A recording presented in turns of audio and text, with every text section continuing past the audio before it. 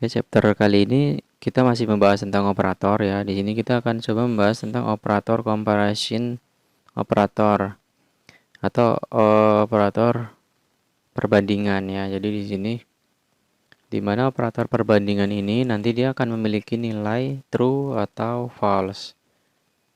Makanya nanti kita menggunakan operator ini dengan tipe data boolean. Nah, seperti yang sudah kita lihat di sini ada operator sama dengan 2 kali. Nah, ini fungsinya untuk membandingkan dua buah nilai yang nilainya sama. Nah, jadi ketika nilainya antara kiri dan kanan sama, maka dia akan bernilai true. Nah, selanjutnya ada tidak sama dengan atau not equal.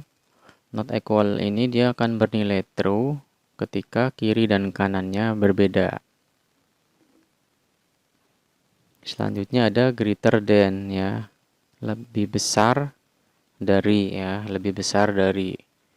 Berarti dia akan bernilai true ketika nilai yang di sebelah kiri itu lebih besar daripada yang di sebelah kanan. Nah, selanjutnya ini ada kecil, lebih kecil dari atau kurang dari. Kurang dari berarti nilai true itu ketika nilai x-nya itu lebih kecil dari nilai y. Nah, kemudian ini ada lebih besar dari atau sama dengan, lebih besar atau sama dengan. Dia akan bernilai benar. Ini ada dua perbandingan ya sebenarnya di sini. Ketika nilai x-nya ini lebih besar atau sama dengan y ya, maka dia nilainya benar. Lebih besar atau sama dengan ya. Jadi ada dua kondisi di sini. Begitu juga yang terakhir ini ada kurang dari sama dengan. Ini sama saja ya. Jadi kalau x-nya itu lebih kecil atau sama dengan y, nilainya true. Nah, sekarang kita akan coba langsung saja di sebuah projectnya.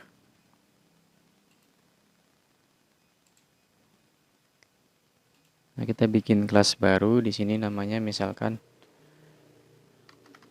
comparison operator.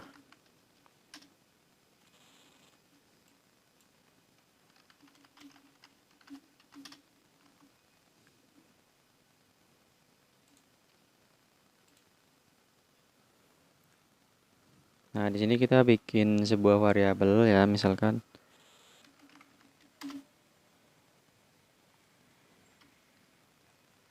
var apa ya, nilai aja, nilai 1 sama dengan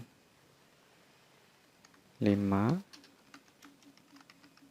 nilai 2 sama dengan 10,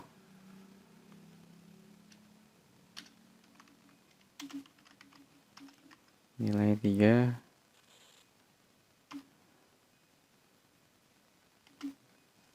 sudah cukup sampai 2 saja. Nah, baru di sini kita akan coba langsung masuk ke println saja langsung. Nah, contohnya misalkan nilai 1 itu sama dengan nilai 2 seperti ini. Nah, harusnya ini hasilnya false ya, karena 5 itu tidak sama dengan 10. Nah, hasilnya false karena nilai 5 tidak sama dengan 10. Sekarang kita coba bikin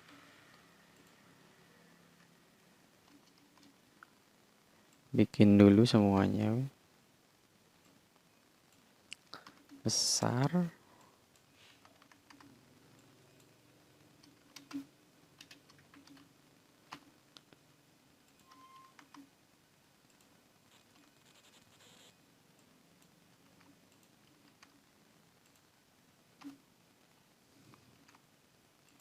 Nah, coba kita jalankan seperti ini.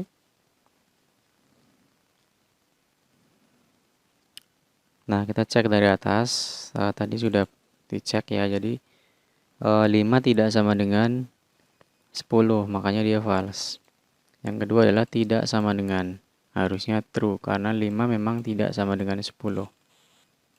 Nilainya true, benar. Kemudian selanjutnya ini 5 lebih besar dari 10. Nah, ini harusnya nilainya false ya, benar. Karena 5 itu lebih kecil. Nah, 5 lebih kecil dari 10. Nah, ini harusnya true. Nah, betul. Kemudian selanjutnya ini ada 5 lebih besar atau sama dengan 10. 5 itu tidak lebih besar dan tidak sama dengan. Jadi nilainya false. Nah, kemudian yang ini terakhir ada 5 lebih kecil atau sama dengan 10. Nilainya true. Seperti itu ya. Nah, untuk nilai lebih besar atau sama dengan ini ketika nilainya misalkan nilai 2-nya juga 5, maka dia akan muncul true. Nah, ini nanti akan jadi true.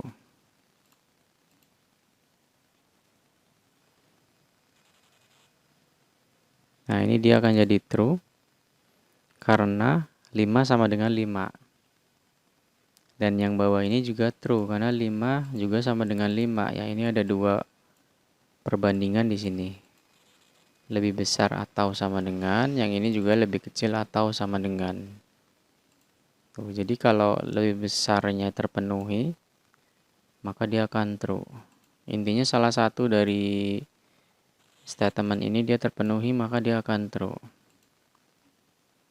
Pertama ini juga dia true karena 5 pasti sama dengan 5 ya.